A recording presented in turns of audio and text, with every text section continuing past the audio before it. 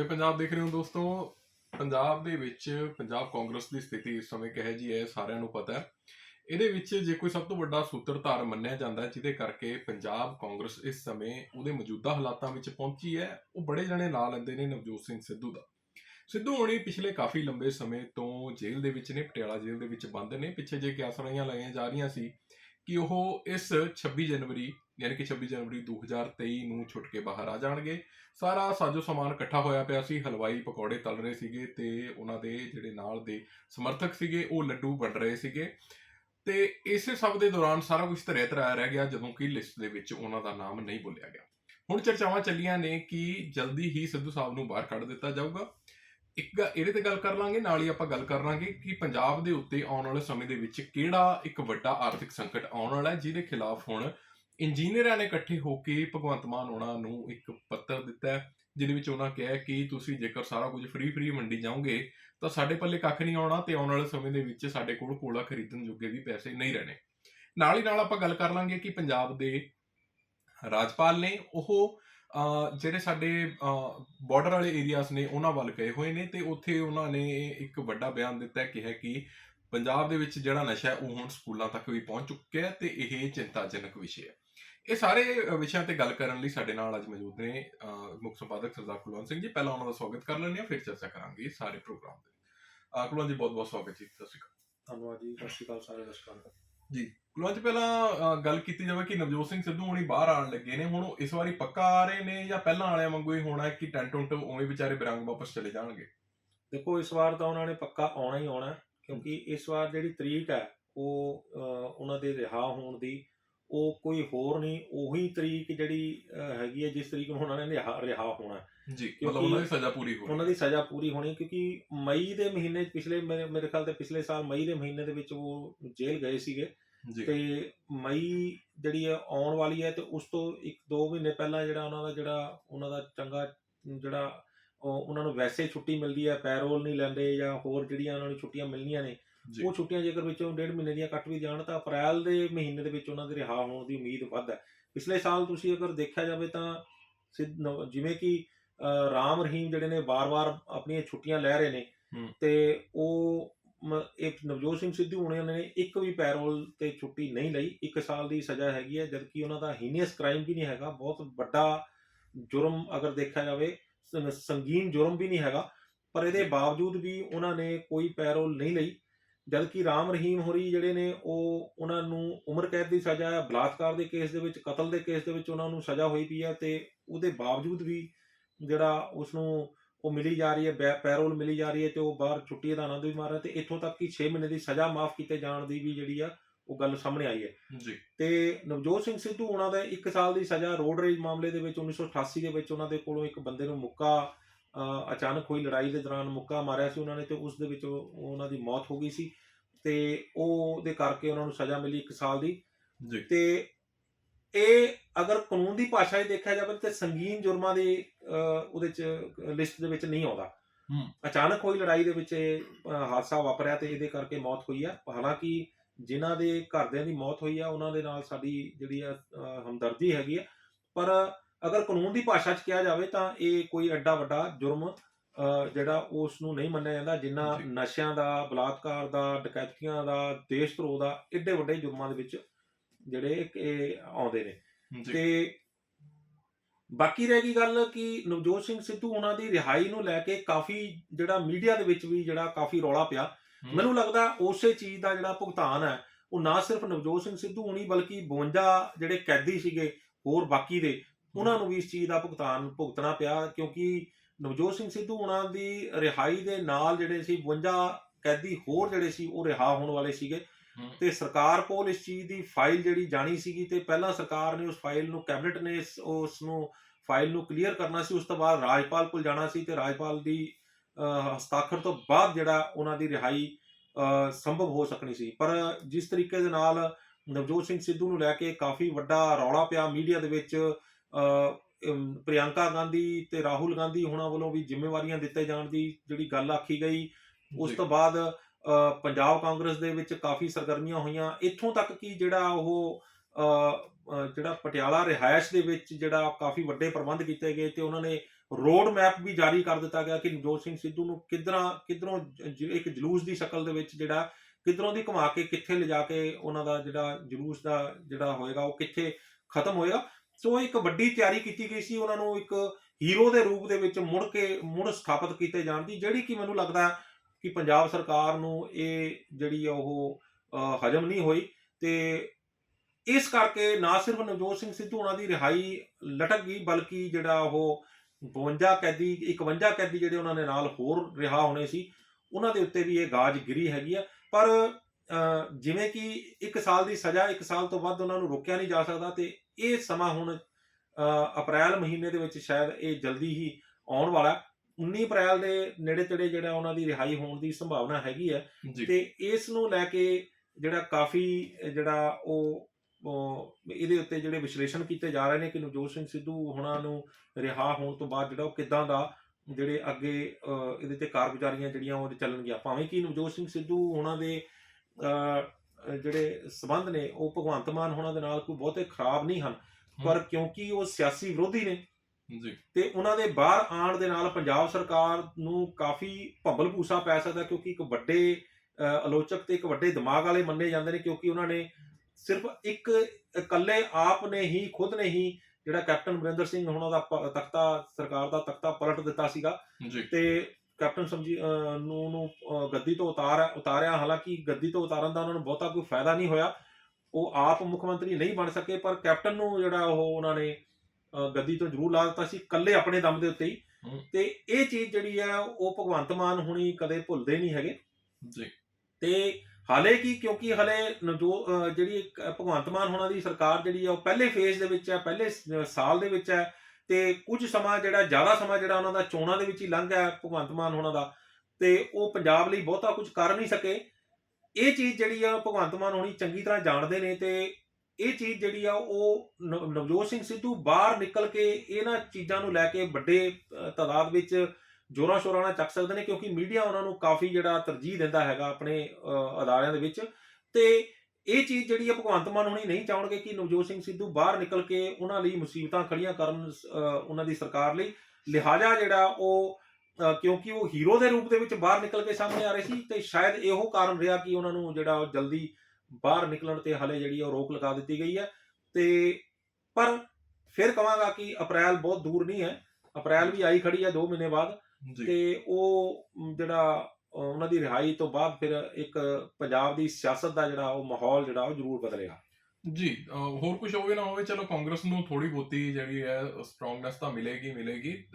ਦੇਖਣ ਨੂੰ ਇਹ ਵੀ ਹੁਣ ਆਏਗਾ ਕਿ ਜਦੋਂ ਨਵਜੋਤ ਸਿੰਘ ਸਿੱਧੂ ਹੁਣੀ ਅੰਦਰ ਜਾਣ ਲੱਗੇ ਸੀ ਤਾਂ ਗੱਲਾਂ ਚੱਲੀਆਂ ਸੀਗੀਆਂ ਕਿ ਹੋ ਸਕਦਾ ਹੈ ਉਹ ਆਪਣੀ ਨਵੀਂ ਪਾਰਟੀ ਬਣਾ ਲੈਣ।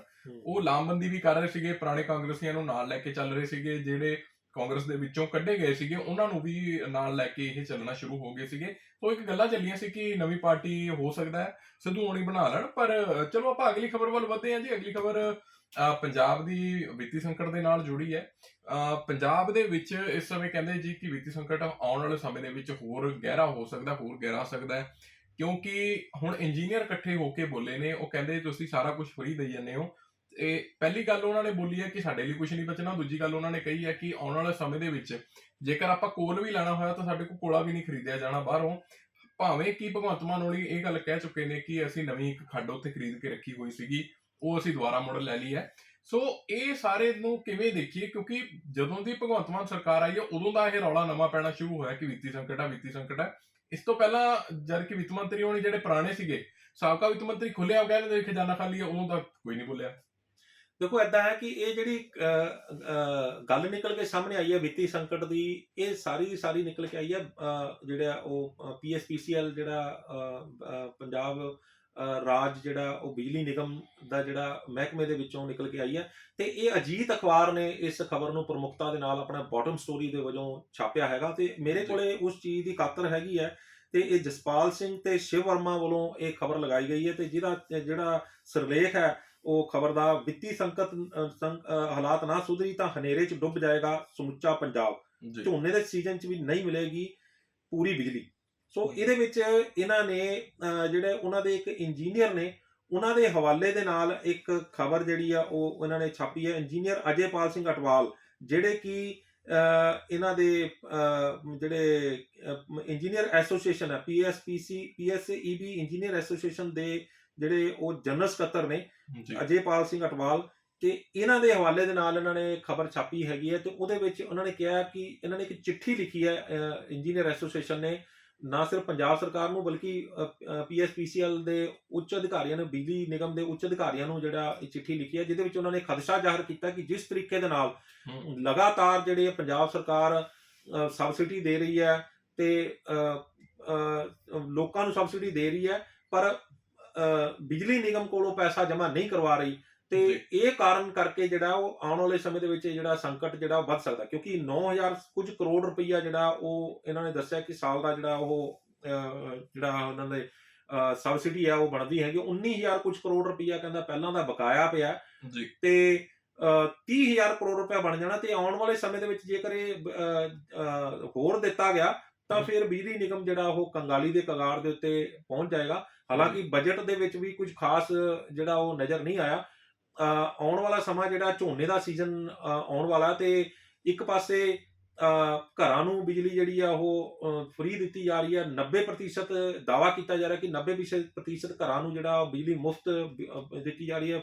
ਬਿੱਲ ਜਿਹੜੇ ਨੇ ਉਹ ਜ਼ੀਰੋ ਬਿੱਲ ਆਏ ਨੇ, ਤੇ ਕਿਸਾਨਾਂ ਨੂੰ ਜਿਹੜੀਆਂ ਮੋਟਰਾਂ ਦੇ ਉੱਤੇ ਜਿਹੜੀ ਪਹਿਲਾਂ ਹੀ ਫ੍ਰੀ ਦਿੱਤੀ ਜਾ ਰਹੀ ਸੀਗੀ, ਘਰਾਂ ਨੂੰ ਵੀ ਫ੍ਰੀ ਆਉਣ ਲੱਗ ਗਈ, ਤੇ ਉਹ ਇੱਕ ਚਿੰਤਾ ਦਾ ਵਿਸ਼ਾ ਬਣ ਗਿਆ ਕਿ ਇਹ ਬਿਜਲੀ ਜਿਹੜੀ ਹੈ ਉਹ ਆਉਣ ਵਾਲੇ ਸਮੇਂ ਦੇ ਵਿੱਚ ਖਰੀਦੀ ਕਿੱਥੋਂ ਜਾਊਗੀ। ਉਹਨਾਂ ਦਾ ਤਾਂ ਇਹ ਕਹਿਣਾ ਕਿ ਕੋਲਾ ਤੇ ਹੋਰ ਜਿਹੜੀਆਂ ਸੰਸਾਧਨ ਖਰੀਦਣ ਵਾਸਤੇ ਵੀ ਸਾਡੇ ਕੋਲ ਪੈਸੇ ਨਹੀਂ ਹੋਣੇ। ਹਾਲਾਂਕਿ ਭਗਵੰਤ ਮਾਨ ਹੋਣੀ ਜਿਹੜੀ ਪਿਛਲੇ ਸਮੇਂ ਦੇ ਦੌਰਾਨ ਇੱਕ ਖਬਰ ਮੈਂ ਪੜ੍ਹੀ ਸੀਗੀ, ਤੇ ਉਹਦੇ ਵਿੱਚ ਉਹਨਾਂ ਨੇ ਇਹ ਗੱਲ ਕੀਤੀ ਸੀ ਕਿ ਉਹ ਹੋਰ ਰਾਜਾਂ ਨੂੰ ਵੀ ਉੱਥੇ ਜਿਹੜੀ ਖੱਡਾਂ ਹੈਗੀਆਂ ਉਹਨਾਂ ਦੀਆਂ ਕੋਲਾਂ ਦੀਆਂ ਬੰਗਾਲ ਦੇ ਵਿੱਚ ਪਤਾ ਨਹੀਂ ਕਿਹੜੀ ਜਗ੍ਹਾ ਤੇ, ਉੱਥੋਂ ਤੋਂ ਖੱਡਾਂ ਤੋਂ ਉਹ ਹੋਰ ਰਾਜਾਂ ਨੂੰ ਵੀ ਕੋਲਾ ਵੇਚਣ ਦੀ ਗੱਲ ਕਰ ਰਹੇ ਸੀ ਵੀ ਅਸੀਂ ਹੋਰ ਰਾਜਾਂ ਨੂੰ ਕੋਲਾ ਵੇਚਾਂਗੇ ਜੀ।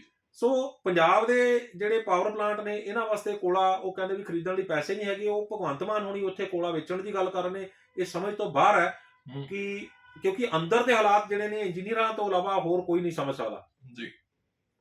ਜਿਹੜੇ ਬਿਜਲੀ ਨਿਗਮ ਨੂੰ ਚਲਾਉਣਾ ਹੁੰਦਾ ਉਹ ਸਾਰੇ ਇੰਜੀਨੀਅਰਾਂ ਨੇ ਚਲਾਉਣਾ ਹੁੰਦਾ, ਮੁਲਾਜ਼ਮਾਂ ਨੇ ਚਲਾਉਣਾ ਹੁੰਦਾ, ਤੇ ਇਹ ਅੰਦਰ ਦੇ ਹਾਲਾਤ ਜਿਹੜੇ ਨੇ ਉਹ ਜਦੋਂ ਇੰਜੀਨੀਅਰ ਬਿਆਨ ਕਰਨ ਲੱਗ ਪਏ ਨੇ ਤਾਂ ਫਿਰ ਇਹ ਵਿਰੋਧੀ ਧਿਰਾਂ ਦੇ ਹੱਥ ਦੇ ਵਿੱਚ ਇੱਕ ਵੱਡਾ ਹਥਿਆਰ ਜਿਹੜਾ ਉਹਨਾਂ ਦੇ ਹੱਥ 'ਚ ਲੱਗੇਗਾ। ਹਾਲਾਂਕਿ ਇਹ ਇਹਦੇ 'ਚ ਕਹਿਣ 'ਚ ਕੋਈ ਹਿਚਕ ਨਹੀਂ ਹੋਵੇਗੀ, ਕਿਉਂਕਿ ਆਮ ਆਦਮੀ ਪਾਰਟੀ ਜਿਹੜੀ ਸਰਕਾਰ ਆ ਉਹ ਬਿਜਲੀ ਦੇ ਮੁੱਦੇ ਦੇ ਉੱਤੇ ਜਿਹੜੀ ਆ ਉਹ ਇੱਕ ਵੱਡਾ ਅੰਦੋਲਨ ਲੈ ਕੇ, ਇੱਕ ਵੱਡਾ ਮੁੱਦਾ ਲੈ ਕੇ ਬਿਜਲੀ ਨੂੰ ਉਹਦੇ ਵਿੱਚ ਆਈ ਹੈਗੀ ਆ, ਹੋਂਦ ਦੇ ਵਿੱਚ ਆਈ ਹੈ। ਸਰਕਾਰ ਬਣੀ ਹੈ, ਪਾਰਟੀ ਨੇ ਸਰਕਾਰ ਬਣਾਈ ਹੈਗੀ ਹੈ, ਤੇ ਜੇਕਰ ਇਸੇ ਮੁੱਦੇ ਦੇ ਉੱਤੇ ਘਿਰਦੀ ਹੈ ਤੇ ਫਿਰ ਜਿਹੜਾ ਇਹਨਾਂ ਲਈ ਕਾਫੀ ਜਿਹੜਾ ਉਹ ਮੁਸੀਬਤ ਵਾਲਾ ਦੌਰ ਹੋਏਗਾ।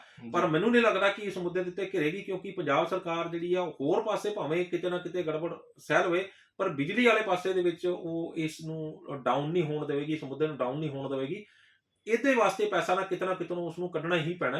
ਹਾਲਾਂਕਿ ਪੰਜਾਬ ਸਰਕਾਰ ਨੇ ਜਦੋਂ ਹੁਣ ਬਜਟ ਆਇਆ ਹੈਗਾ, ਇਹਦੇ ਵਿੱਚ ਕੇਂਦਰ ਸਰਕਾਰ ਕੋਲ ਕਾਫੀ ਸਾਰੀਆਂ ਮੰਗਾਂ ਰੱਖੀਆਂ ਸੀ। 1000 ਕਰੋੜ ਰੁਪਏ ਦੀ ਮੰਗ ਕੀਤੀ ਸੀਗੀ, ਤੇ ਉਹਦੇ ਵਿੱਚ ਕੁਝ ਜਿਹੜੇ ਸਰਹੱਦੀ ਸੂਬਿਆਂ ਵਾਸਤੇ ਵੀ, ਸਰਹੱਦੀ ਜਿਹੜੀ ਇਲਾਕਿਆਂ ਵਾਸਤੇ ਵੀ ਕਾਫੀ ਕੁਝ ਮੰਗ ਕੀਤੀ ਗਈ ਸੀ, ਪਰ ਉਹ ਕੇਂਦਰ ਸਰਕਾਰ ਵੱਲੋਂ ਵੀ ਪੰਜਾਬ ਨੂੰ ਕੁਝ ਖਾਸ ਨਹੀਂ ਮਿਲਿਆ, ਤੇ ਆਪ ਵੀ ਪੰਜਾਬ ਸਰਕਾਰ ਜਿਹੜੀ ਹੈ ਇਸ ਵੇਲੇ ਕੋਈ ਖਾਸ ਹਾਲੇ ਤੱਕ ਇੱਕ ਸਾਲ ਦੇ ਵਿੱਚ ਕੋਈ ਬਹੁਤਾ ਰੈਵਨਿਊ ਇਕੱਠਾ ਨਹੀਂ ਕਰ ਸਕੀ। ਇਸ ਚੱਕਰ ਦੇ ਵਿੱਚ ਜੇਕਰ ਉਹ ਸ਼ਰਾਬ ਤੋਂ ਕੁਝ ਇਕੱਠਾ ਕਰਨ ਦੀ ਗੱਲ ਕੀਤੀ ਤਾਂ ਪੰਜਾਬ ਦੇ ਵਿੱਚ ਸ਼ਰਾਬ ਨੂੰ ਲੈ ਕੇ ਵੀ ਕਾਫੀ ਜਗ੍ਹਾ ਤੇ ਛਾਪਾ ਮਾਰੀਆਂ ਹੋਈਆਂ ਨੇ। ਤਾਂ ਇਹ ਚੀਜ਼ਾਂ ਜਿਹੜੀਆਂ ਨੇ, ਰੈਵਨਿਊ ਕਿੱਥੋਂ ਆਏਗਾ, ਪੈਸਾ ਕਿੱਥੋਂ ਆਏਗਾ, ਤੇ ਵਿੱਤੀ ਸੰਕਟ ਜਿਹੜਾ ਬਿਜਲੀ ਨਿਗਮ ਦੇ ਵਿੱਚ ਜਿਹੜਾ ਉਹ ਡੂੰਘਾ ਹੋ ਰਿਹਾ ਉਸ ਨੂੰ ਕਿਵੇਂ ਉਹ ਪਾੜਾ ਪੂਰਾ ਕੀਤਾ ਜਾਏਗਾ, ਇਹ ਆਉਣ ਵਾਲੇ ਸਮੇਂ ਵਿੱਚ ਦੇਖਣਾ ਜਿਹੜਾ ਬੜਾ ਦਿਲਚਸਪ ਹੋਏਗਾ। ਪਰ ਮੈਨੂੰ ਨਹੀਂ ਲੱਗਦਾ ਕਿ ਬਿਜਲੀ ਦੇ ਮੁੱਦੇ ਨੂੰ ਲੈ ਕੇ ਜਿਹੜੀ ਸਰਕਾਰ ਜਿਹੜੀ ਆਪਣੇ ਆਪ ਨੂੰ ਡਾਊਨ ਹੋਣ ਦੇਵੇਗੀ। ਕਿਤੋਂ ਨਾ ਕਿਤੋਂ ਜਿਹੜਾ ਉਹ ਇਸ ਮਸਲੇ ਨੂੰ ਲੈ ਕੇ ਉਹ ਜ਼ਰੂਰ ਹੱਲ ਕਰੇਗੀ, ਪੈਸਾ ਜ਼ਰੂਰ ਇਕੱਠਾ ਕਰੇਗੀ। ਇੱਥੇ ਇੱਕ ਰੈਫਰੈਂਸ ਆਪਾਂ ਉਹ ਲੈਟਰ ਦੀ ਵੀ ਦੇ ਦਿੰਦੇ ਹਾਂ ਜਿਹੜੀ ਪਿਛਲੇ ਕੁਝ ਸਮੇਂ ਦੇ ਵਿੱਚੋਂ ਆਮ ਆਦਮੀ ਪਾਰਟੀ ਸਰਕਾਰ ਵੱਲੋਂ ਕੱਢਿਆ ਗਿਆ ਸੀਗਾ। ਉਹਦੇ 'ਚ ਦੱਸਿਆ ਗਿਆ ਸੀਗਾ ਜਿਹੜੇ ਡੀਸੀ ਦਫ਼ਤਰਾਂ ਨੂੰ ਕੱਢਿਆ ਗਿਆ ਸੀਗਾ ਕਿ ਜਿਹੜੇ ਐਮਐਲਏ ਸਾਹਿਬਾਨ ਨੇ ਉਹਨਾਂ ਨੂੰ ਕਹਿੰਦੇ ਉਹਨਾਂ ਦਾ ਬਣਦਾ ਸਤਿਕਾਰ ਦਿੱਤਾ ਜਾਵੇ, ਜਿਹਦੇ ਨਾਲ ਇਹ ਚੀਜ਼ ਉੱਭਰ ਕੇ ਸਾਹਮਣੇ ਆਈ ਸੀ ਕਿ ਹਜੇ ਵੀ ਜਿਹੜੀ ਅਫਸਰਸ਼ਾਹੀ ਹੈ ਤੇ ਜਿਹੜੀ ਨੌਕਰਸ਼ਾਹੀ ਹੈ, ਇਹਨਾਂ ਦੋਨਾਂ ਦੇ ਵਿੱਚ ਕਿਤੇ ਉਹ ਤਾਲਮੇਲ ਬਣ ਨਹੀਂ ਪਾ ਰਿਹਾ। ਜਿਹੜੀ ਲੀਡਰਸ਼ਿਪ ਹੈ ਤੇ ਜਿਹੜੀ ਨੌਕਰਸ਼ਾਹੀ ਹੈ, ਦੋਨਾਂ ਦੇ ਵਿੱਚ ਤਾਲਮੇਲ ਨਹੀਂ ਬਣ ਪਾ ਰਿਹਾ। ਇਹ ਕੁਝ ਲੋਕੀ ਹਜੇ ਤੱਕ ਐਂ ਵੀ ਕਹਿੰਦੇ ਨੇ ਕਿ ਜਿਹੜੇ ਕੁਝ ਕੁ ਪੱਕੇ ਮੁਲਾਜ਼ਮ ਲੱਗੇ ਹੋਏ ਨੇ ਉਹ ਹਜੇ ਵੀ ਪਿਛਲੀਆਂ ਸਰਕਾਰਾਂ ਦੇ ਜਿਹੜੇ ਉਹਨਾਂ ਦੇ ਨਾਲ ਰਲ ਕੇ ਜੇ ਆਪਣਾ ਕੰਮਕਾਰ ਕਰ ਰਹੇ ਨੇ, ਜੋ ਕਿ ਆਪਾਂ ਨੂੰ ਕੁਝ ਫੈਸਲਿਆਂ ਦੇ ਵਿੱਚ ਕਿਤੇ ਕਿਤੇ ਭਿਣਕ ਜੀ ਲੱਗੀ ਵੀ। ਜਦੋਂ ਸਰਕਾਰ ਬਣੀ ਸੀਗੀ ਉਦੋਂ ਆਉਂਦੇ ਸਾਰ ਇੱਕ ਜਿਹੜੀਆਂ ਜਾਲੀ ਜਿਹੀਆਂ ਆਪਾਂ ਰੇਹੜੀਆਂ ਦੇਖੀਆਂ ਹੋਈਆਂ, ਉਹ ਫਸਾ ਕੇ ਚਲਾਈਆਂ ਹੁੰਦੀਆਂ ਨੇ, ਉਹਨਾਂ ਨੂੰ ਬੈਨ ਕਰਨ ਦੀ ਹੋਈ ਸੀ, ਜਾਂ ਉਸ ਤੋਂ ਬਾਅਦ ਫਿਰ ਇਹਨਾਂ ਨੇ ਕਾਫੀ ਫੈਸਲੇ ਨੇ ਜਿਹੜੇ ਰੋਲ ਡਾਊਨ ਕਰਨੇ ਪਏ ਸੀਗੇ। ਉਹਨਾਂ ਤੋਂ ਇਹ ਪਤਾ ਤਾਂ ਇੱਕ ਸੰਕੇਤ ਜਿਹਾ ਤਾਂ ਮਿਲਦਾ ਹੈ ਕਿ ਸਰਕਾਰ ਦੇ ਵਿੱਚ ਤੇ ਅਫਸਰਸ਼ਾਹੀ ਦੇ ਵਿੱਚ ਹਜੇ ਵੀ ਇੱਕ ਛੋਟਾ ਜਿਹਾ ਪਾੜਾ ਤਾਂ ਹੈਗਾ ਹੀ ਹੈਗਾ। ਹੋ ਸਕਦਾ ਉੱਥੇ ਕੁਝ ਹੋਵੇ। ਅਫਸਰਸ਼ਾਹੀ ਤੇ ਸਰਕਾਰ ਦੇ ਵਿੱਚ ਪਾੜਾ ਛੋਟਾ ਨਹੀਂ ਹੈਗਾ, ਬਹੁਤ ਵੱਡਾ ਪਾੜਾ ਬੁਨੀ। ਜੇ ਆਪਾਂ ਇਸ ਗੱਲ ਦੀ ਗੱਲ ਕਰੀਏ ਤਾਂ ਕਿਉਂਕਿ ਇੱਕ ਪਾਸੇ ਤਾਂ ਸਰਕਾਰ ਜਿਹੜੀ ਆ ਉਹ ਵੱਡੇ ਲੈਵਲ ਦੇ ਉੱਤੇ ਅਫਸਰਾਂ ਦੇ ਉੱਤੇ ਕਾਰਵਾਈ ਕਰ ਰਹੀ ਹੈ, ਨਾ ਸਿਰਫ ਆਪਣੇ ਵਿਰੋਧੀਆਂ ਦੇ ਉੱਤੇ ਕਾਰਵਾਈ ਕਰ ਰਹੀ ਹੈ, ਬਲਕਿ ਅਫਸਰਾਂ ਦੇ ਉੱਤੇ ਵੀ ਕਾਰਵਾਈ ਕਰ ਰਹੀ ਹੈ ਜਿਹੜੇ ਕਿ ਭ੍ਰਿਸ਼ਟਾਚਾਰ ਦੇ ਵਿੱਚ ਜਿਹੜੇ ਨੇ ਉਹ ਫਸੇ ਹੋਏ ਨੇ, ਉਹਨਾਂ ਦੇ ਉੱਤੇ ਵੀ ਵੱਡੇ ਲੈਵਲ ਦੇ ਉੱਤੇ ਕਾਰਵਾਈ ਕਰ ਰਹੀ ਹੈ। ਇਸ ਕਰਕੇ ਵੀ ਅਫਸਰ ਉਹਨਾਂ ਤੋਂ ਨਾਰਾਜ਼ ਨੇ। ਤੇ ਦੂਜੇ ਪਾਸੇ ਜਿਹੜੇ ਨੇ ਉਹ ਵਿਰੋਧੀਆਂ ਦੇ ਉੱਤੇ ਵੀ ਕਾਰਵਾਈ ਕਰ ਰਹੀ ਹੈ, ਲਗਾਤਾਰ ਕਾਰਵਾਈਆਂ ਕਰਦੀ। ਜਿਵੇਂ ਹੁਣ ਤਾਂ ਜਿਹੜਾ ਉਹ ਪ੍ਰਗਟ ਸਿੰਘ ਦੇ ਉੱਤੇ ਵੀ ਕਾਰਵਾਈ ਕੀਤੇ ਜਾਣ ਦੀ ਜਿਹੜੀ ਗੱਲ ਸਾਹਮਣੇ ਆਈ ਹੈ। ਪਰ ਮੇਨ ਗੱਲ ਅਗਰ ਆਪਾਂ ਦੇਖੀ ਜਾਵੇ, ਪਿਛਲੇ ਸਮੇਂ ਦੇ ਦੌਰਾਨ ਮੇਰਾ ਇੱਕ ਦੋਸਤ ਜਿਹੜਾ ਸੀਗਾ ਉਹ ਵਿੱਤ ਮੰਤਰੀ, ਪੰਜਾਬ ਦੇ ਵਿੱਤ ਮੰਤਰੀ ਜਿਹੜੇ ਉਹ ਚੀਮਾ ਹੋਰਾਂ ਨੂੰ ਮਿਲਿਆ, ਤੇ ਉਹ ਕਹਿੰਦਾ ਵੀ ਉਹ ਇੰਨਾ ਕੁ ਸਾਦਾ ਬੰਦਾ ਸੀ ਕਿ ਉਹ ਬਾਹਰ ਆ ਕੇ ਮੇਰੇ ਕੋਲੇ 10-15 ਮਿੰਟ ਖੜਾ ਰਿਹਾ। ਤੇ ਮੈਂ ਉਹਨਾਂ ਨੂੰ ਕਿਹਾ ਵੀ ਤੂੰ ਕੋਈ ਗੱਲ ਨਹੀਂ, ਤੁਸੀਂ ਅੰਦਰ ਚੱਲੋ, ਤੁਸੀਂ ਕੰਮ ਕਰ ਰਹੇ ਹੋ। ਕਹਿੰਦਾ ਨਹੀਂ, ਮੈਂ ਇੱਥੇ ਖੜਾ, ਬਾਹਰ ਇਹ ਵੀ ਨਾਲੇ ਪਤਾ ਲੱਗਦਾ ਰਹੂਗਾ ਕਿ ਆਉਣ ਜਾਣ ਵਾਲੇ ਜਿਹੜੇ ਨੇ ਉਹ ਜਿਹੜੇ ਮੁਲਾਜ਼ਮ ਨੇ ਉਹ ਕਿੰਨੇ ਕੁ ਵਜੇ ਆਉਂਦੇ ਨੇ ਤੇ ਕੀ ਕਰ ਰਹੇ ਨੇ। ਤੇ ਕਹਿੰਦਾ ਮੈਨੂੰ ਉਹਨਾਂ ਨੇ ਦੱਸਿਆ ਕਿ ਇਸ ਵੇਲੇ ਜਿਹੜਾ ਸਰਕਾਰ ਕੋਲ ਸਭ ਤੋਂ ਵੱਡੀ ਜਿਹੜੀ ਮੁਸੀਬਤ ਹੈ ਉਹ ਇਹ ਹੈ ਕਿ ਮੁਲਾਜ਼ਮਾਂ ਤੋਂ ਤੇ ਜਿਹੜੇ ਅਫਸਰਾਂ ਤੋਂ ਕੰਮ ਕਰਾਉਣਾ। ਕਿਉਂਕਿ ਅਫਸਰਸ਼ਾਹੀ ਜਿਹੜੀ ਸੀਗੀ ਉਹ ਪਹਿਲਾਂ ਇਸ ਗੱਲ ਤੇ ਗਿਝੀ ਹੋਈ ਸੀ ਕਿ ਸਰਕਾਰ ਜਦੋਂ ਕਿਸੇ ਵੀ ਪਾਰਟੀ ਦੀ ਸਰਕਾਰ ਬਣਦੀ ਸੀ ਤਾਂ ਸਰਕਾਰ ਬਣਨ ਤੋਂ ਬਾਅਦ ਜਿਹੜੀ ਆ ਉਹ ਵਾਗਡੋਰ ਸਾਰੀ ਦੀ ਸਾਰੀ ਅਫਸਰਸ਼ਾਹੀ ਦੇ ਹੱਥ ਦੇ ਵਿੱਚ ਰਹਿੰਦੀ ਸੀ। ਜਿਵੇਂ ਕਿ ਕੈਪਟਨ ਅਮਰਿੰਦਰ ਸਿੰਘ ਉਹਨਾਂ ਦੀ ਸਰਕਾਰ ਦੇ ਦੌਰਾਨ ਜਿਹੜੇ ਦੋਸ਼ ਲੱਗਦੇ ਰਹੇ ਨੇ। ਤੇ ਹੁਣ ਜਿਹੜੀ ਆ ਸਰਕਾਰ ਦੀ ਵਾਗਡੋਰ ਜਿਹੜੀ ਸਾਰੀ ਦੀ ਸਾਰੀ ਜਿਹੜੀ ਆ ਉਹ ਮੰਤਰੀਆਂ ਤੇ ਜਿਹੜੀ ਆ ਸਰਕਾਰ ਦੇ ਆਪਣੇ ਹੱਥ ਦੇ ਵਿੱਚ ਹੈ। ਇਹੋ ਕਾਰਨ ਹੈ ਕਿ ਕਿਉਂਕਿ ਵਾਗਡੋਰ ਉਹਨਾਂ ਦੇ ਹੱਥ 'ਚ ਗਈ ਨਹੀਂ, ਆਦਤਾਂ ਉਹਨਾਂ ਨੂੰ ਜਿਹੜੀਆਂ ਉਹ 70 ਸਾਲ 75 ਸਾਲ ਵਾਲੀਆਂ ਪਹਿਲਾਂ ਦੀਆਂ ਪਈਆਂ ਹੋਈਆਂ ਨੇ, ਤੇ ਉਹ ਆਦਤਾਂ ਜਿਹੜੀਆਂ ਹੁਣ ਛੁੱਟ ਨਹੀਂ ਰਹੀਆਂ। ਇਧਰੋਂ ਸਰਕਾਰ ਜਿਹੜੀ ਉਹ ਸਖਤੀ ਕਰ ਰਹੀ ਹੈ, ਇਸ ਕਰਕੇ ਪਾੜਾ ਵੀ ਵੱਧਦਾ ਜਾ ਰਿਹਾ ਤੇ ਸਰਕਾਰ ਕੋਲੋਂ ਉਹਨਾਂ ਨੂੰ ਕੰਮ ਕਰਵਾਉਣਾ ਵੀ ਬੜਾ ਔਖਾ ਹੋਇਆ ਪਿਆ। ਆਪਾਂ ਸੰਖੇਪ ਦੇ ਵਿੱਚ ਕਹੀਏ ਤਾਂ ਜਿਹੜੇ ਫਾਰਮ ਹਾਊਸ ਜਿਹੜੇ ਚੰਡੀਗੜ੍ਹ ਮੋਹਾਲੀ ਵਾਲੀ ਸਾਈਡ ਤੇ ਵੱਡੇ ਵੱਡੇ ਅਫਸਰਾਂ ਦੇ ਬਣੇ ਹੋਏ ਨੇ, ਹੁਣ ਜਦੋਂ ਉਹਨਾਂ ਨੂੰ ਹੱਥ ਪੈ ਰਹੇ ਨੇ ਤਾਂ ਅੱਗੋਂ ਚੀਕਾਂ ਤਾਂ ਨਿਕਲ ਹੀ ਰਹੀਆਂ ਨੇ। ਇਹ ਦੇਖਦੇ ਆ ਕਿ ਇਹ ਠੀਕ ਹੈ ਜਾਂ ਗਲਤ ਹੈ। ਜੇਕਰ ਪੰਜਾਬ ਦੇ ਫਿਊਚਰ ਦੇ ਬਾਰੇ ਕੋਈ ਵੀ ਇੰਟੀਮੇਟ ਕਰਦਾ ਤਾਂ ਉਹਦਾ ਸਵਾਗਤ ਹੈ, ਜੇਕਰ ਚਾਹੇ ਇਹ ਫਾਲਸ ਅਲਾਰਮ ਹੀ ਹੋਵੇ, ਪਰ ਸਾਨੂੰ ਸੁਚੇਤ ਰਹਿਣ ਦੇ ਵਿੱਚ ਤਾਂ ਕੋਈ ਹਰਜ ਨਹੀਂ ਹੈ। ਗੱਲ ਕਰ ਲੈਂਦੇ ਆ ਜੀ ਗਵਰਨਰ ਸਾਹਿਬ ਦੀ। ਗਵਰਨਰ ਤੇ ਆਮ ਆਦਮੀ ਪਾਰਟੀ ਉਹ ਦੋ ਬੰਦਿਆਂ ਵਾਂਗੂ ਨੇ ਜਿਹੜੇ ਕਿ ਇੱਕ ਪਾਸੇ ਸਾਂਢ ਹੁੰਦਾ ਤੇ ਦੂਜੇ ਪਾਸੇ ਲਾਲ ਕੱਪੜਾ ਲਈ ਖੜਾ ਉਹ ਬੰਦਾ ਹੁੰਦਾ ਜਿਹੜਾ ਉਹਨੂੰ ਚੜਾ ਰਿਹਾ ਹੁੰਦਾ। ਹੁਣ ਇਹਦੇ ਵਿੱਚ ਕੌਣ ਕੀ ਹੈ ਇਹ ਦਰਸ਼ਕ ਆਪੇ ਉਹਨਾਂ ਨੂੰ ਡੈਜ਼ਿਗਨੇਟ ਕਰ ਲੈਣਗੇ। ਗੱਲ ਉੱਥੇ ਆ ਜਾਂਦੀ ਹੈ ਕਿ ਹੁਣ ਪੰਜਾਬ ਦੇ ਗਵਰਨਰ ਸਾਹਿਬ ਨੇ ਉਹ ਗਏ ਨੇ ਜੀ ਜਿਹੜੇ ਬਾਰਡਰ ਏਰੀਆਜ਼ ਨੇ ਉਹਨਾਂ ਦੇ ਵਿੱਚ ਨੇ, ਉਹਨਾਂ ਦਾ ਦੌਰਾ ਚੱਲ ਰਿਹਾ ਹੈ। ਪਹਿਲਾਂ ਇਹ ਖਬਰ ਲੱਗੀ ਕਿ ਇੱਕ ਪਾਸੇ ਗਵਰਨਰ ਸਾਹਿਬ ਦਾ ਦੌਰਾ ਸੀਗਾ, ਦੂਜੇ ਪਾਸੇ ਭਗਵੰਤ ਮਾਨ ਉਹਨਾਂ ਨੇ ਡੀਸੀਆਂ ਦੀ ਮੀਟਿੰਗ ਬੁਲਾ ਲਈ ਸੀਗੀ। ਡੀਸੀਆਂ ਨੇ ਚਿੱਠੀ ਲਿਖ ਕੇ ਮਨਾ ਕਰਤਾ ਕਿ ਦੇਖੋ ਸਾਡਾ ਪਹਿਲਾ ਦਾਇਿਤਵ ਬਣਦਾ ਜਿਹੜਾ ਉਹ ਗਵਰਨਰ ਸਾਹਿਬ ਵੱਲ ਬਣਦਾ ਤੇ ਅਸੀਂ ਨਹੀਂ ਪਹੁੰਚ ਪਾਵਾਂਗੇ। ਉਦੋਂ ਉਹ ਮੀਟਿੰਗ ਉਹਨਾਂ ਨੂੰ ਕੈਂਸਲ ਕਰਨੀ ਪਈ। ਫਿਰ ਉਸ ਤੋਂ ਬਾਅਦ ਹੁਣ ਪ੍ਰਭੂ ਸਾਹਿਬ ਹੁਣੀ ਕਹਿੰਦੇ ਨੇ ਕਿ ਜੀ ਪੰਜਾਬ ਦੇ ਹੁਣ ਸਕੂਲਾਂ ਤੱਕ ਜਿਹੜਾ ਨਸ਼ਾ ਪਹੁੰਚ ਚੁੱਕਿਆ ਇਹਦਾ ਕੀ ਕੀਤਾ ਜਾਵੇ। ਇਹ ਹਾਲਾਤ ਬਹੁਤ ਜ਼ਿਆਦਾ ਗੰਭੀਰ ਹੋ ਰਹੇ ਨੇ ਤੇ ਇਹਦੇ ਬਾਰੇ ਸਰਕਾਰ ਨੂੰ ਚਿੰਤਾ ਕਰਨ ਦੀ ਲੋੜ ਹੈ। ਇਹਦੇ ਉੱਪਰ ਹੁਣ ਕੀ ਵਿਚਾਰ ਹੋਵੇ, ਕਿਉਂਕਿ ਨਸ਼ੇ ਦਾ ਮੁੱਦਾ ਜਿੰਨਾ ਕੁ ਅਕਾਲੀ ਸਰਕਾਰ ਵੇਲੇ ਉੱਠਿਆ ਸੀਗਾ, ਕਾਂਗਰਸ ਸਰਕਾਰ ਵੇਲੇ ਕੈਰੀ ਔਨ ਕੀਤਾ। ਅਮਰਿੰਦਰ ਸਿੰਘ ਉਹਨਾਂ ਦੇ ਆਖਰੀ ਦਿਨਾਂ ਦੇ ਵਿੱਚ ਜਾ ਕੇ ਮੇਰੇ ਖਿਆਲ ਤੇ ਜਦੋਂ ਦਾ ਲਾਕਡਾਊਨ ਲੱਗਿਆ ਉਸ ਤੋਂ ਬਾਅਦ ਤਾਂ ਨਸ਼ੇ ਦੀਆਂ ਬਹੁਤ ਇੱਕੋ ਦੁੱਕਾ ਘਟਨਾਵਾਂ ਸਾਹਮਣੇ ਆਈਆਂ। ਕੋਈ ਜ਼ਿਆਦਾ ਵੱਡਾ ਉਸ ਤਰ੍ਹਾਂ ਨਾਲ ਨਹੀਂ ਬਦਨਾਮ ਹੋਇਆ ਪੰਜਾਬ ਜਿਵੇਂ ਇੱਕ ਵਾਰੀ ਹੋਇਆ ਸੀਗਾ। ਹੁਣ ਤਾਂ ਅੱਜ ਕੱਲ੍ਹ ਤਾਂ ਮੇਰੇ ਖਿਆਲ ਤੇ ਕੋਈ ਵੀਡੀਓ ਸਾਹਮਣੇ ਹੀ ਨਹੀਂ ਆਉਂਦੀ। ਤੇ ਹੁਣ ਐਸੀ ਗੱਲ ਕਰਨਾ ਇਹ ਕਿਹਦੇ ਵੱਲ ਇਸ਼ਾਰਾ ਦਿੰਦੀ ਹੈ? ਦੇਖੋ ਇਸ ਤਰ੍ਹਾਂ ਹੈ ਕਿ ਜਿਹੜੀ ਇਹ ਗੱਲ ਇਸ ਵੇਲੇ ਸਾਹਮਣੇ ਆਈ ਹੈ ਕਿ ਸਰਹੱਦੀ ਖੇਤਰਾਂ ਦੇ ਵਿੱਚ ਜਦੋਂ 5 ਜ਼ਿਲ੍ਹਿਆਂ ਦਾ ਦੌਰਾ ਕਰ ਰਹੇ ਨੇ, 2 ਦਿਨਾਂ ਦੌਰਾ ਕਰ ਰਹੇ ਨੇ ਬਨਵਾਰੀ ਲਾਲ ਪੁਰੋਹਿਤ ਪੰਜਾਬ ਦੇ ਰਾਜਪਾਲ ਜਿਹੜੇ ਨੇ, ਉਹਨਾਂ ਦੇ ਵਿੱਚ ਜਿਹੜਾ ਹੈਗਾ ਪਠਾਨਕੋਟ, ਗੁਰਦਾਸਪੁਰ, ਅੰਮ੍ਰਿਤਸਰ, ਫਾਜ਼ਿਲਕਾ ਤੇ ਫਿਰੋਜ਼ਪੁਰ, ਇਹ 5 ਜ਼ਿਲ੍ਹੇ ਨੇ ਜਿਨ੍ਹਾਂ ਦੇ ਵਿੱਚ ਉਹ ਦੌਰਾ ਕਰ ਰਹੇ ਨੇ। 2 ਦਿਨਾਂ ਦੌਰਾ ਹੈਗਾ। ਪੱਤਰਕਾਰਾਂ ਨਾਲ ਗੱਲਬਾਤ ਕਰਦਿਆਂ ਉਹਨਾਂ ਨੇ ਕਾਫੀ ਕੁਝ ਜਿਹੜਾ ਉਹ ਦੋਸ਼ ਲਾਏ ਨੇ ਨਸ਼ਿਆਂ ਨੂੰ ਲੈ ਕੇ, ਜਿਹੜੇ ਪੰਜਾਬ ਸਰਕਾਰ ਦੇ ਉੱਤੇ ਕਿਹਾ ਗਿਆ ਕਿ ਸਕੂਲਾਂ ਤੱਕ ਵੀ ਨਸ਼ਾ ਪਹੁੰਚ ਗਿਆ ਤੇ ਜਵਾਕ ਸਕੂਲਾਂ ਦੇ ਬੱਚੇ ਜਿਹੜੇ ਨੇ ਉਹ ਵੀ ਨਸ਼ਾ ਕਰਨ ਲੱਗ ਪਏ ਨੇ। ਬੜੀ ਵੱਡੀ ਚਿੰਤਾ ਦਾ ਕਾਰਨ ਹੈ ਇਹ ਕਿ ਜਿਹੜਾ ਨਸ਼ਾ ਜਿਹੜਾ ਉਸ ਦੇ ਉੱਤੇ ਠੱਲ ਪਾਈ ਨਹੀਂ ਜਾ ਪਾ ਰਹੀ ਤੇ ਮਾਤਾ ਪਿਤਾ ਆਪਣੇ ਆਪ ਨੂੰ ਜਿਹੜਾ ਉਹ ਬੜੇ ਉਹ ਮਹਿਸੂਸ ਕਰ ਰਹੇ ਨੇ, ਫਸੇ ਹੋਏ ਮਹਿਸੂਸ ਕਰ ਰਹੇ ਨੇ। ਬੜੇ ਆਪਣੇ ਆਪ ਨੂੰ ਤਰਸਯੋਗ ਹਾਲਤ ਉਹਨਾਂ ਦੀ ਬਣੀ ਹੋਈ ਆ ਵੀ ਪਹਿਲਾਂ ਤਾਂ ਇਹ ਹੁੰਦਾ ਸੀ ਵੀ ਸਕੂਲਾਂ, ਕਾਲਜਾਂ, ਯੂਨੀਵਰਸਿਟੀਆਂ ਤੱਕ ਵਿੱਚ ਜਾ ਕੇ ਉਹਨਾਂ ਦੀ ਚਿੰਤਾ ਹੁੰਦੀ ਸੀ। ਹੁਣ ਤਾਂ ਸਕੂਲਾਂ ਦੇ ਵਿੱਚ ਵੀ ਇਹ ਚੀਜ਼ਾਂ ਜਿਹੜੀਆਂ ਨੇ ਉਹ ਹਾਵੀ ਹੋ ਗਈਆਂ ਨੇ। ਇਹ ਸਕੂਲਾਂ ਤੱਕ ਵੀ ਨਸ਼ਾ ਜਿਹੜਾ ਉਹ ਪਹੁੰਚ ਗਿਆ ਹੈਗਾ। ਤੇ ਪਰ ਇੱਕ ਚੀਜ਼ ਜਿਹੜੀ ਹੈ ਉਹ ਬੜੀ ਹੈਰਾਨ ਕਰਨ ਵਾਲੀ ਨਿਕਲ ਕੇ ਸਾਹਮਣੇ ਆਈ ਹੈ, ਕਿਉਂਕਿ ਕੇਂਦਰ ਸਰਕਾਰ ਵੱਲੋਂ ਜਿਹੜਾ ਇਹ 50 ਕਿਲੋਮੀਟਰ ਦਾ ਏਰੀਆ ਜਿਹੜਾ ਉਹ ਬਾਰਡਰ ਏਰੀਆ ਦੇ ਨਾਲ ਨਾਲ ਜਿਹੜਾ BSF ਨੂੰ ਦਿੱਤਾ ਹੈਗਾ, ਤੇ ਉੱਥੇ ਪੰਜਾਬ ਦਾ ਜਿਹੜਾ ਕਿ ਉਹ ਕਾਨੂੰਨ ਵਿਵਸਥਾ ਜਿਹੜੀ ਆ ਉਹ ਉਹਨਾਂ ਤੋਂ ਲੈ ਲਈ ਗਈ ਹੈ। ਪਰ ਇੱਕ ਚੀਜ਼ ਦੇਖੀ ਜਾਵੇ ਤਾਂ ਨਸ਼ਾ ਜਿਹੜਾ ਉਹ ਬਾਰਡਰ ਪਾਰ ਤੋਂ ਆ ਰਿਹਾ ਹੈ। ਇਹ ਰੋਜ਼ ਦੀਆਂ ਘਟਨਾਵਾਂ ਹੋ ਰਹੀਆਂ ਨੇ, ਕੋਈ ਮਤਲਬ ਡਰੋਨਾਂ ਦੇ ਰਾਹੀਂ ਹੋ ਰਿਹਾ, ਤੇ ਰੋਜ਼ ਹੁੰਦਾ ਵੀ BSF ਨੇ ਗੋਲੀਬਾਰੀ ਕਰਕੇ ਡਰੋਨ ਸੁੱਟ ਲਿਆ, ਡਰੋਨ ਭੱਜ ਗਿਆ, ਇਹ ਹੋ ਗਿਆ ਉਹ ਹੋ ਗਿਆ, ਡਰੋਨ ਨੂੰ ਮਾਰ ਸੁੱਟਿਆ। ਪਰ ਇਹਦੇ ਬਾਵਜੂਦ ਵੀ ਜਦੋਂ ਹੁਣ ਬਜਟ ਦੇ ਸੈਸ਼ਨ ਆਉਣਾ ਸੀ ਤੇ ਪੰਜਾਬ ਦੇ ਮੁੱਖ ਮੰਤਰੀ ਭਗਵੰਤ ਮਾਨ ਹੋਣਾ ਨੇ ਇਹ ਪ੍ਰਪੋਜ਼ਲ ਬਣਾ ਕੇ ਭੇਜਿਆ ਸੀਗਾ ਕਿ ਇੱਥੇ ਫੈਂਸਿੰਗ ਜਿਹੜੀ ਹੈ ਕੀਤੀ ਜਾ ਰਹੀ ਹੈ, ਇਹ ਜਿਹੜੀ ਫੈਂਸਿੰਗ ਕੀਤੀ ਜਾਵੇ, ਉਹਦੀ ਤਾਰਬੰਦੀ ਕੀਤੀ ਜਾਵੇ, ਉਹਦੇ ਵਾਸਤੇ ਪੈਸੇ ਦੀ ਮੰਗ ਕੀਤੀ ਸੀ ਵੀ ਇੱਥੋਂ ਨਸ਼ਾ ਅੰਦਰ ਨਾ ਆਵੇ। ਉਹਦੇ 1000 ਕਰੋੜ ਰੁਪਇਆ ਹੋਰ ਵੀ ਕਈ ਚੀਜ਼ਾਂ ਵਾਸਤੇ ਮੰਗ ਕੀਤੀ ਸੀ, ਪਰ ਉਹ ਜਿਹੜਾ ਪੈਸਾ ਹੀ ਨਹੀਂ ਦਿੱਤਾ ਇਹਨਾਂ ਨੇ। ਜੇ ਉਹ ਕੇਂਦਰ ਸਰਕਾਰ ਜਾਂ ਪੰਜਾਬ ਦੇ ਰਾਜਪਾਲ ਇੰਨੇ ਹੀ ਗੰਭੀਰ ਸੀਗੇ ਇਸ ਮਸਲੇ ਨੂੰ ਲੈ ਕੇ ਵੀ ਇੱਧਰ ਨਸ਼ਾ ਜਿਹੜਾ ਉਹ ਆ ਰਿਹਾ ਹੈਗਾ, ਪਹਿਲਾਂ ਤਾਂ ਇਹ ਹੁੰਦਾ ਸੀ ਵੀ ਜ਼ੋਰ ਲੱਗਦਾ ਸੀਗਾ, ਕਹਿੰਦੇ ਸੀਗੇ ਜੀ ਕਿ ਪੰਜਾਬ ਸਰਕਾਰ ਜਿਹੜੀ ਆ ਉਹ ਨਸ਼ੇ ਨੂੰ ਠੱਲ ਨਹੀਂ ਪਾ ਸਕ ਰਹੀ ਤੇ ਅਸੀਂ ਜਿਹੜੀ ਆ ਉਹਨੂੰ ਕੰਟਰੋਲ ਕਰਾਂਗੇ, ਅਸੀਂ ਇਹ ਕਰਾਂਗੇ, ਅਸੀਂ 50 ਕਿਲੋਮੀਟਰ ਦਾ ਏਰੀਆ ਉਹਨਾਂ ਨੇ ਲੈ ਲਿਆ। ਹੁਣ ਤਾਂ ਤੁਹਾਡੇ ਹੱਥ 'ਚ ਹੈ, ਹੁਣ ਤਾਂ ਤੁਸੀਂ ਆਪ ਕੰਟਰੋਲ ਕਰ ਸਕਦੇ ਹੋ, ਹੁਣ ਕਿਉਂ ਨਹੀਂ ਕਰ ਪਾ ਰਹੇ? ਹੁਣ ਤੁਸੀਂ ਆਪਣੇ ਮੂੰਹੋਂ ਕਹਿ ਰਹੇ ਵੀ ਸਕੂਲਾਂ ਦੇ ਤੱਕ ਪਹੁੰਚ ਰਿਹਾ ਨਸ਼ਾ, ਤੇ ਜਿਹੜੇ ਨਸ਼ਾ ਆ ਰਿਹਾ ਉਹ ਤੁਹਾਨੂੰ ਪਤਾ ਲੱਗ ਰਿਹਾ ਵੀ ਬਾਰਡਰ ਏਰੀਆ ਦੇ ਵਿੱਚੋਂ ਬਾਹਰੋਂ ਪਾਸੋਂ ਨਸ਼ਾ ਆ ਰਿਹਾ, ਤੇ ਤੁਸੀਂ ਇਹਦੇ ਬਾਵਜੂਦ ਵੀ ਪੈਸਾ ਕੋਈ ਦੇ ਨਹੀਂ ਰਹੇ। ਪੰਜਾਬ ਪੁਲਿਸ ਦੇ ਆਧੁਨਿਕਰਨ ਵਾਸਤੇ ਪੈਸਾ ਮੰਗਿਆ ਹੋਇਆ ਸੀਗਾ 100 ਕਰੋੜ ਰੁਪਇਆ, ਉਹ ਨਹੀਂ ਦਿੱਤਾ ਇਹਨਾਂ ਨੇ। ਬਾਰਡਰ ਏਰੀਆ ਵਾਸਤੇ ਪੈਸਾ ਮੰਗਿਆ ਸੀ, ਉਹ ਨਹੀਂ ਇਹਨਾਂ ਨੇ ਦਿੱਤਾ। ਇੱਕ ਚੀਜ਼ ਹੋਰ ਵਾਸਤੇ ਮੇਰੇ ਖਿਆਲ ਨੇ ਵੰਦੇ ਭਾਰਤ ਜਿਹੜੀ ਟ੍ਰੇਨ ਮੰਗੀ ਸੀ, ਉਹ ਕੁਝ ਮਤਲਬ ਇਸ ਤਰ੍ਹਾਂ ਪੈਸਾ ਜਿਹੜਾ ਮੰਗਿਆ ਗਿਆ ਸੀ। ਚਲੋ ਬਾਕੀ ਚੀਜ਼ਾਂ ਵਾਸਤੇ ਭਾਵੇਂ ਨਾ ਦੇਵੋ, ਲਾਅ ਐਂਡ ਆਰਡਰ ਵਾਸਤੇ ਤਾਂ ਤੁਸੀਂ ਪੈਸਾ ਦੇ ਸਕਦੇ ਹੋ, ਉਹ ਕਿਉਂ ਨਹੀਂ ਦਿੱਤਾ ਤੁਸੀਂ? ਇੱਥੇ ਗੱਲ ਇਹ ਵੀ ਆ ਜਾਂਦੀ ਹੈ ਕਿ ਪੰਜਾਬ ਦੇ ਵਿੱਚ ਦੇਖੋ ਹਜੇ ਤੱਕ ਕੋਈ ਐਸਾ ਮਾਮਲਾ, ਐਸਾ ਰੈਕਟ ਨਹੀਂ ਬਸਟ ਹੋਇਆ ਜਿਹਦੇ ਵਿੱਚ ਇਹ ਸਾਹਮਣੇ ਆਇਆ ਹੋਵੇ ਕਿ ਪੰਜਾਬ ਦੇ ਵਿੱਚ ਨਸ਼ਾ ਬਣ ਰਿਹਾ। ਬਿਲਕੁਲ, ਪੰਜਾਬ ਦੇ ਵਿੱਚ ਨਸ਼ਾ ਬਣ ਕਿਤੇ ਨਹੀਂ ਰਿਹਾ, ਕੋਈ ਲੈਬ ਨਹੀਂ ਵੱਡੀ ਬਸਟ ਹੋਈ, ਕੋਈ ਐ ਨਹੀਂ ਹੋਇਆ ਕਿ ਜਿੱਥੇ ਬਹੁਤ ਜ਼ਿਆਦਾ ਗੈਂਗ ਹੋਵੇ, ਫੈਲਿਆ ਹੋਵੇ। ਹਮੇਸ਼ਾ ਪੰਜਾਬ ਦੇ ਵਿੱਚ ਕੋਈ ਫਿਲਮਾਂ ਦੇ ਵਿੱਚ ਵੀ ਗੱਲਾਂ ਚੱਲੀਆਂ ਨੇ ਤਾਂ ਉਹ ਵੀ ਐਂ ਚੱਲੀਆਂ ਕਿ ਬਾਹਰੋਂ ਨਸ਼ਾ ਆਉਂਦਾ, ਪੰਜਾਬ ਦੇ ਵਿੱਚ ਫੈਲਾਇਆ ਜਾਂਦਾ। ਇਹ ਫੈਲਾ ਕੌਣ ਰਿਹਾ? ਆਲੇ ਦੁਆਲੇ ਸਾਡੀ ਪੈਰੀਫੇਰੀ ਸਾਰੀ ਹੈ ਜਿਹੜੀ ਉਹ BSF ਦੇ ਜਵਾਨਾਂ ਕੋਲੇ ਹੈ। BSF ਦੀ ਜਿਹੜੀ ਕਮਾਨ ਆ ਉਹ ਸਿੱਧਾ ਗ੍ਰਹਿ ਮੰਤਰੀ ਦੇ ਹੱਥ ਦੇ ਵਿੱਚ ਹੈ, ਤੇ ਅਮਿਤ ਸ਼ਾਹ ਹੋਣੀ ਨੂੰ ਇਹਦੇ ਬਾਰੇ ਸੋਚਣਾ ਚਾਹੀਦਾ।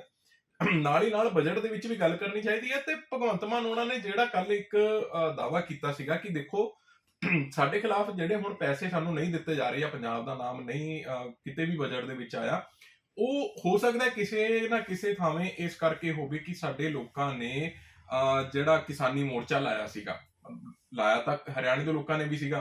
ਹੁਣ ਉਹਨਾਂ ਨੂੰ ਵੀ ਕਿਉਂ ਬਜਟ ਦੇ ਵਿੱਚੋਂ ਬਾਹਰ ਰੱਖਿਆ ਜਾ ਰਿਹਾ, ਸਾਨੂੰ ਕਿਉਂ ਰੱਖਿਆ ਜਾ ਰਿਹਾ? ਇਹ ਕੋਈ ਦੇਸ਼ ਦੇ ਖਿਲਾਫ ਤਾਂ ਮੋਰਚਾ ਹੈ ਨਹੀਂ ਸੀ, ਨੇ ਤੁਸੀਂ ਫੜ ਕੇ ਅੰਦਰ ਦੇ ਦਿੰਦੇ ਸੈਡੀਸ਼ਨ ਕੇਸ ਲਾਉਣ ਤੋਂ, ਤੁਸੀਂ ਕਿਤੇ ਗੁਰੇਜ ਨਹੀਂ ਕਰਦੇ। ਤਾਂ ਇਹ ਪੰਜਾਬ ਦੇ ਨਾਲ ਜੇ ਵਿਤਕਰਾ ਹੋਊਗਾ ਤਾਂ ਫੇਰ ਜਦੋਂ ਇਹੋ ਜਿਹੇ ਲੋਕ ਜਿਹੜੇ ਬਾਹਰੋਂ ਆ ਕੇ ਇੱਥੇ ਵੱਖਵਾਦ ਦੀਆਂ ਗੱਲਾਂ ਕਰਦੇ ਨੇ ਉਹਨਾਂ ਨੂੰ ਮਜ਼ਬੂਤੀ ਮਿਲਦੀ ਹੈ।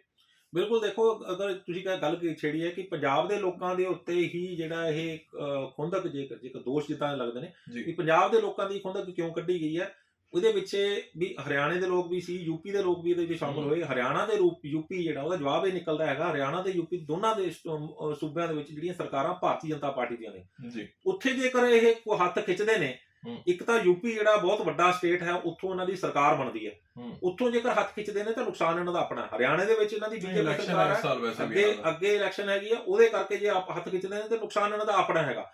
ਪੰਜਾਬ ਜਿਹੜਾ ਨਾ ਇਹਨਾਂ ਦੇ ਕਾਬੂ ਆਇਆ ਸੀ ਪਹਿਲਾਂ, ਤੇ ਨਾ ਹੀ ਇਹਨਾਂ ਨੂੰ ਲੱਗਦਾ ਕਿ ਅੱਗੇ ਆਉਣ ਵਾਲੇ ਸਮੇਂ 'ਚ ਕਾਬੂ ਆਵੇਗਾ, ਭਾਵੇਂ ਕਿ ਇਸ ਟਾਈਮ ਪੰਜਾਬ ਦੇ ਵਿੱਚ ਵੀ ਕਾਫੀ ਕੁਝ ਇਹਨਾਂ ਨੇ ਘੇਰਾਬੰਦੀ ਕੀਤੀ ਹੈਗੀ ਆ, ਵੱਡੇ ਲੀਡਰ ਜਿਹੜੇ ਲਿਆ ਕੇ ਇਹਦੇ 'ਚ ਸ਼ਾਮਲ ਕਰ ਦਿੱਤੇ ਗਏ ਨੇ। ਆਉਣ ਵਾਲੇ ਸਮੇਂ 'ਚ ਪਤਾ ਲੱਗੇਗਾ ਨਤੀਜੇ ਕਿਹੋ ਜਿਹੇ ਨਿਕਲਦੇ ਨੇ, ਕਿਉਂਕਿ ਪੰਜਾਬ ਦੀ ਸਰਕਾਰ ਜਿਵੇਂ ਦੀ ਇਹਨਾਂ ਦੀ ਕਾਰਗੁਜ਼ਾਰੀ ਰਹਿਣੀ ਆਉਣ ਵਾਲੇ 4 ਸਾਲਾਂ ਦੇ ਵਿੱਚ, 4.25 ਸਾਲਾਂ ਵਿੱਚ, ਉਹ ਤੋਂ ਪਤਾ ਲੱਗੇਗਾ ਵੀ ਇਹ ਆਉਣ ਵਾਲੇ ਸਮੇਂ ਦੇ ਵਿੱਚ ਪੰਜਾਬ ਦੇ ਵਿੱਚ ਭਾਰਤੀ ਜਨਤਾ ਪਾਰਟੀ ਕੁਝ ਆਪਣਾ ਆਧਾਰ ਬਣਾ ਪਾਵੇਗੀ ਕਿ ਨਹੀਂ ਆਧਾਰ ਬਣਾ ਪਾਵੇਗੀ। ਲੇਕਿਨ ਅਗਰ ਦੇਖਿਆ ਜਾਵੇ ਤਾਂ ਪੰਜਾਬ ਦੇ ਵਿੱਚ ਪੰਜਾਬ ਦੇ ਲੋਕਾਂ ਨੇ ਜਿਹੜਾ ਕਿਸਾਨੀ ਅੰਦੋਲਨ ਦੀ ਜਿਹੜੀ ਅਗਵਾਈ ਕੀਤੀ, ਉਹਦਾ ਨੁਕਸਾਨ ਇਹਨਾਂ ਨੂੰ ਹੋਇਆ। ਪੰਜਾਬ ਦੇ ਲੋਕਾਂ ਨੇ ਪੂਰੀ ਤਰ੍ਹਾਂ ਭਾਰਤੀ ਜਨਤਾ ਪਾਰਟੀ ਨੂੰ ਨਕਾਰ ਦਿੱਤਾ ਪੰਜਾਬ ਦੇ ਵਿੱਚੋਂ, ਉਹਦਾ ਇਹਨਾਂ ਨੂੰ ਨੁਕਸਾਨ ਹੋਇਆ। ਤੇ ਇਹ ਚੀਜ਼ਾਂ ਜਿਹੜੀਆਂ ਨੇ ਉਹ ਕਿਉਂਕਿ ਪੰਜਾਬ ਦੇ ਵਿੱਚ ਸਿਰਫ 13 ਸੀਟਾਂ ਨੇ ਤੇ ਯੂਪੀ ਦੇ ਵਿੱਚ ਬਹੁਤ ਸਾਰੀਆਂ ਸੀਟਾਂ ਨੇ, ਹਰਿਆਣੇ ਦੇ ਵਿੱਚ ਜਿਹੜੀ ਹੈ ਕਿਉਂਕਿ ਇਹਨਾਂ ਦੀ ਸਰਕਾਰ ਹੈਗੀ ਹੈ, ਤੇ ਇਸ ਕਰਕੇ ਪੰਜਾਬ ਦੀ ਜਿਹੜੀ ਆ ਨਾ ਕਦੇ ਇਹਨਾਂ ਨੇ ਪਹਿਲਾਂ ਪਰਵਾਹ ਕੀਤੀ ਤੇ ਨਾ ਹੀ ਅੱਗੋਂ ਮੈਨੂੰ ਲੱਗਦਾ ਇਹ ਕਰਨਗੇ। ਹਾਂ, ਜੇ ਆਉਣ ਵਾਲੇ ਸਮੇਂ ਦੇ ਵਿੱਚ ਪੰਜਾਬ ਦੇ ਵਿੱਚ ਇਹਨਾਂ ਦੀ ਸਰਕਾਰ ਬਣਦੀ ਹੈ ਭਾਰਤੀ ਜਨਤਾ ਪਾਰਟੀ ਦੀ, ਫਿਰ ਸ਼ਾਇਦ ਇਹਨਾਂ ਦੇ ਲਈ ਕੁਝ ਅੱਗੇ ਹੱਲ ਨਿਕਲ ਆਵੇ ਪੰਜਾਬ ਦਾ। ਲੇਕਿਨ ਮੈਨੂੰ ਨਹੀਂ ਲੱਗਦਾ ਕਿ ਜਿਹੜਾ ਉਹ ਇਹਦੇ ਵਾਸਤੇ ਕੁਝ ਹੱਲ ਨਿਕਲੇਗਾ। ਪੰਜਾਬ ਦੇ ਨਾਲ ਹਰ ਵਾਰੀ ਜਿਹੜਾ ਮਤਰੇਈ ਮਾਂ ਵਾਲਾ ਰਵੱਈਆ ਅਪਣਾਈ ਰੱਖਿਆ ਕੇਂਦਰ ਨੇ। ਜੇਕਰ ਪੰਜਾਬ ਤੇ ਕੇਂਦਰ ਤੇ ਹਰਿਆਣੇ ਦੇ ਵਿੱਚ ਵੀ ਤਿੰਨਾਂ ਜਗ੍ਹਾ ਦੇ ਉੱਤੇ ਵੀ ਕਾਂਗਰਸ ਸਰਕਾਰਾਂ ਸੀ, ਤਾਂ ਵੀ ਪੰਜਾਬ ਦੇ ਵਿੱਚ ਨਾਲ ਜਿਹੜਾ ਵਿਤਕਰਾ ਕੀਤਾ ਗਿਆ, ਤਾਂ ਵੀ ਜਿਹੜਾ ਪੰਜਾਬ ਦਾ ਪਾਣੀ ਖੋਹ ਕੇ ਹਰਿਆਣੇ ਤੇ ਦਿੱਲੀ ਨੂੰ ਦੇਣ ਦੀ ਜਿਹੜੀ ਆ ਉਹ ਇੱਕ ਯੋਜਨਾ ਬਣਾਈ ਗਈ ਤੇ ਉਹਦੇ ਤੇ ਕੰਮ ਵੀ ਕੀਤਾ ਗਿਆ। SYL ਨਹਿਰ ਦਾ, ਉਹ ਇੰਦਰਾ ਗਾਂਧੀ ਜਿਹੜੀ ਸੀ ਉਸ ਟਾਈਮ ਪ੍ਰਧਾਨ ਮੰਤਰੀ ਹੋਇਆ ਕਰਦੀ ਸੀ, ਤਾਂ ਉਦੋਂ ਜਿਹੜਾ ਇਹ ਸਾਰਾ ਜਿਹੜਾ SYL ਜਿਹੜੀ ਉਹ ਜਿਹੜੀ ਬਣਾਉਣ ਦੀ ਯੋਜਨਾ ਤੈਅ ਕੀਤੀ। ਭਾਵੇਂ ਕਿ ਇਹਦੇ ਪਿੱਠ ਭੂਮੀ ਜਿਹੜੀ ਸੀਗੀ ਉਹ ਅਕਾਲੀਆਂ ਵੇਲੇ ਦੀ ਸੀਗੀ। ਪੈਸਾ ਜਿਹੜਾ 1 ਕਰੋੜ ਰੁਪਇਆ ਜਿਹੜਾ ਲਿੱਤਾ ਗਿਆ ਸੀ ਉਹ ਅਕਾਲੀਆਂ ਨੇ ਹੀ ਲਿੱਤਾ ਸੀ, ਪਰ ਜਿਹੜਾ ਕੰਮ ਸ਼ੁਰੂ ਹੋਇਆ ਉਹ ਸ਼ੁਰੂ ਹੋਇਆ ਸੀ ਕਾਂਗਰਸ ਸਰਕਾਰ ਵੇਲੇ। ਇੱਥੇ ਗੱਲ ਉਹੀ ਆਉਂਦੀ ਹੈ ਕਿ ਜਿਹੜੀ ਇਹ ਬਾਂਹ ਮਰੋੜਨ ਵਾਲੀ ਨੀਤੀ ਹੈ ਉਹਦੇ ਤੇ ਪੰਜਾਬ ਦੇ ਵਿੱਚ ਜਿਵੇਂ ਆਪਾਂ ਆਮ ਹੀ ਸੁਣਦੇ ਹਾਂ ਕਿ ਖਾਧਾ ਪੀਤਾ ਲਾਹੇ ਦਾ ਬਾਕੀ ਅਹਿਮਦ ਸ਼ਾਹੇ ਦਾ, ਤੇ ਪੰਜਾਬੀ ਤਾਂ ਇਹੋ ਜਿਹੇ ਨੇ ਵੀ ਜੇ ਕੋਈ ਧੜ ਵੀ ਆ ਵੀ ਜਾਂਦਾ, ਜੇ ਉਹਨਾਂ ਨੂੰ ਪਤਾ ਲੱਗਦਾ ਕਿ ਲੁੱਟ ਕੇ ਲੈ ਜਾਣਾ, ਉਹ ਕਹਿੰਦੇ ਅਸੀਂ ਖਾ ਕੇ ਮਰ ਜਾਾਂਗੇ, ਫਟ ਕੇ ਦੇਣ ਨਹੀਂ ਲੱਗੇ ਕਿਸੇ ਨੂੰ। ਤੇ ਉਹੇ ਜਿਹੇ ਲੋਕ ਨੇ ਇਹਨਾਂ ਦੇ ਵਿੱਚ। ਜੇ ਬਾਂਹ ਮਰੋੜ ਕੇ ਜੇ ਸਰਕਾਰ ਬਣਾਉਣ ਦੀ ਗੱਲ ਹੋਵੇ ਤਾਂ ਉਹੀ ਜਿਹੀ ਗੱਲ ਤਾਂ ਮੈਨੂੰ ਨਹੀਂ ਲੱਗਦਾ ਕਿ ਇੱਥੇ ਹੋਏਗੀ। ਦੂਜੀ ਗੱਲ ਆ ਜਾਂਦੀ ਹੈ ਕਿ ਜੇਕਰ ਪਹਿਲਾਂ ਦੇ ਹਾਲਾਤਾਂ ਦੇ ਵਿੱਚ ਦੇਖਿਆ, ਸਾਡੇ ਆਪਣੇ ਲੀਡਰ ਹੀ ਨਿਕੰਮੇ ਰਹੇ ਨੇ। ਕੋਈ ਕਰੋੜਾਂ ਰੁਪਇਆ ਖਾ ਗਿਆ ਤੇ ਕੋਈ ਚਾਂਦੀ ਦੀਆਂ ਜਿਹੜੀਆਂ ਕਈਆਂ ਲੈ ਕੇ ਜਾਂਦੇ ਰਹੇ ਆ ਪੰਜਾਬ ਦੇ ਪਾਣੀਆਂ ਨੂੰ ਵੰਡਣ ਲਈ। ਅੱਜ ਆਪਾਂ ਪ੍ਰੋਗਰਾਮ ਇੱਥੇ ਹੀ ਖਤਮ ਕਰਦੇ ਹਾਂ। ਕੱਲ ਫੇਰ ਲੈ ਕੇ ਆਵਾਂਗੇ ਇੱਕ ਗਰਮ ਚਰਚਾ। ਕਰੋ ਅੱਜ ਤੁਸੀਂ ਚਰਚਾ ਕੀਤੀ ਸਾਰੇ ਤਿੰਨਾਂ ਮੁੱਦਿਆਂ ਦੇ ਉੱਤੇ। ਬਹੁਤ ਧੰਨਵਾਦ। ਸ਼ੁਕਰੀਆ। ਸੋ ਇਹ ਸੀ ਜੀ ਸਾਡਾ ਅੱਜ ਦਾ ਪ੍ਰੋਗਰਾਮ। ਕਿਵੇਂ ਲੱਗਿਆ ਤੁਹਾਨੂੰ ਤੁਸੀਂ ਕਮੈਂਟ ਸੈਕਸ਼ਨ ਦੇ ਵਿੱਚ ਜ਼ਰੂਰ ਦੱਸਿਓ। ਸ਼ੇਅਰ ਕਰ ਦਿਓ, ਲਾਈਕ ਕਰ ਦਿਓ ਵੀਡੀਓ, ਸਬਸਕ੍ਰਾਈਬ ਕਰ ਲਿਓ ਚੈਨਲ ਆਵਾਜ਼-ਏ-ਪੰਜਾਬ। ਜੇਕਰ ਤੁਹਾਡੀ ਸਿਹਤ ਠੀਕ ਨਹੀਂ ਰਹਿੰਦੀ, ਤੁਸੀਂ ਚਾਹੁੰਦੇ ਹੋ ਕਿ ਭਾਰਤੀ ਤਰੀਕਿਆਂ ਦੇ ਨਾਲ ਜਾਂ ਸਾਡੇ ਪੁਰਾਣੇ ਤਰੀਕਿਆਂ ਦੇ ਨਾਲ, ਆਯੁਰਵੇਦ ਦੇ ਤਰੀਕਿਆਂ ਦੇ ਨਾਲ ਆਪਣੀ ਸਿਹਤ ਨੂੰ ਠੀਕ ਕਰਨਾ ਚਾਹੁੰਦੇ ਹੋ, ਸਾਡੇ 2 ਚੈਨਲ ਨੇ ਜੀ। ਇੱਕ ਹੈ ਨਿਊਜ਼ ਏਸ਼ੀਆ ਪੰਜਾਬੀ, ਉਹਦੇ ਤੁਸੀਂ ਪੰਜਾਬੀ, ਆਯੁਰਵੈਦਿਕ, ਨੈਚੁਰੋਪੈਥੀ ਤੇ ਘਰੇਲੂ ਉਪਾਇਆਂ ਦੀ ਸਾਰੀ ਵੀਡੀਓਜ਼ ਦੇਖ ਸਕਦੇ ਹੋ। ਨਾਲ ਹੀ ਨਾਲ ਉਸੇ ਤਰ੍ਹਾਂ ਦੀਆਂ ਵੀਡੀਓਜ਼ ਤੁਸੀਂ ਹਿੰਦੀ ਦੇ ਵਿੱਚ ਵੀ ਦੇਖ ਸਕਦੇ ਹੋ ਨਿਊਜ਼ ਏਸ਼ੀਆ ਹਿੰਦੀ ਚੈਨਲ ਦੇ ਉੱਪਰ। ਸੋ ਇਹ ਨੇ ਜੀ ਸਾਡੇ ਤਿੰਨੇ ਚੈਨਲ। ਤੁਸੀਂ ਕਰ ਦੇਣਾ ਛੋਟਾ ਜਿਹਾ ਕੰਮ ਕਿ ਤਿੰਨਾਂ ਨੂੰ ਕਰ ਦੇਣਾ ਸਬਸਕ੍ਰਾਈਬ। ਤੇ ਫੇਸਬੁੱਕ ਵੀ ਹੈਗਾ ਜੀ। ਸਾਡਾ ਇਹੀ ਸਾਰੇ ਪਲੇਟਫਾਰਮ ਫੇਸਬੁੱਕ ਤੇ ਵੀ ਨੇ, ਸੇਮ ਨਾਮ ਦੇ ਨਾਲ ਨੇ। ਤੇ ਬਹੁਤ ਜਲਦੀ ਅਸੀਂ ਤੁਹਾਡੇ ਸਾਹਮਣੇ ਲੈ ਕੇ ਆਵਾਂਗੇ ਆਪਣੀਆਂ ਸਾਡੇ ਜਿਹੜੇ ਬਹੁਤ ਖਾਸ ਬੰਦੇ ਨੇ ਉਹਨਾਂ ਵੱਲੋਂ ਤਿਆਰ ਕੀਤੀਆਂ ਹੋਈਆਂ ਨੈਚੁਰਲ ਦਵਾਈਆਂ, ਉਹਦੇ ਜਿਨ੍ਹਾਂ ਦੇ ਕੋਈ ਸਾਈਡ ਇਫੈਕਟ ਨਹੀਂ ਹੈਗੇ ਤੇ ਤੁਹਾਨੂੰ ਤੁਹਾਡੇ ਸਰੀਰ ਨੂੰ ਚੰਗੀ ਤਰ੍ਹਾਂ ਤੰਦਰੁਸਤ ਰੱਖਣ ਲਈ ਉਹ ਕਾਰਗਰ ਹੋਣਗੀਆਂ। ਉਹਦੇ ਬਾਰੇ ਵੀ ਤੁਹਾਨੂੰ ਜਲਦ ਜਾਣਕਾਰੀ ਦੇਵਾਂਗੇ। ਫਿਲਹਾਲ ਤੁਸੀਂ ਇੰਨਾ ਕੰਮ ਕਰੋ ਤੇ ਸਾਨੂੰ ਦਿਓ ਜੀ ਇਜਾਜ਼ਤ। ਬਹੁਤ ਧੰਨਵਾਦ।